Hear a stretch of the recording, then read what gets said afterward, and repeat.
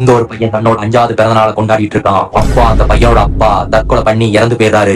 5 நாள் கழிச்சு அந்த பையனோட அம்மாவுக்கு வீட்டுல ஏதோ வினோதம் நடக்கிற மாதிரி தெரியுது. தன்னை கொலை பண்ண ட்ரை பண்ற மாதிரி தெரியுது. நான் அந்த விஷயத்த தன்னோட அண்ணனுக்கு போன் பண்ணி சொல்றா.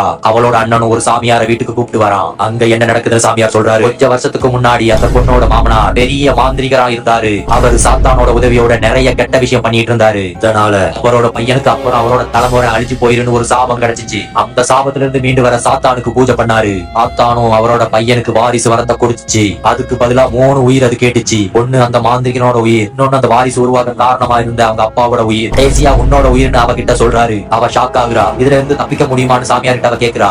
இந்த குழந்தை சாத்தானோட குழந்தை, அதை பொண்ணா மட்டும் தப்பிக்க முடியும் சாமியார் சொல்றாரு. சொன்ன உடனே வலிக்கு வந்து சாமியார் விடுத்து செத்துறாரு. பையன் சாத்தானா மாறுறான். அவளோட அண்ணன் அந்த பையனை கொன்னாதான் எல்லாம் சரியாகும்னு ஒரு கத்தி எடுத்துட்டு அந்த பையனை கொல்ல போறான். துக்குள்ள அந்த பையனை காப்பாத்துறதுக்காக அவங்க அம்மா குறுக்க போற கத்தி அவன் மேல பாஞ்சிருது. அந்த பையன் கொண்டுறான். அப்புறம் சாத்தானா உலகத்தை அழிக்க கிளம்புறான்.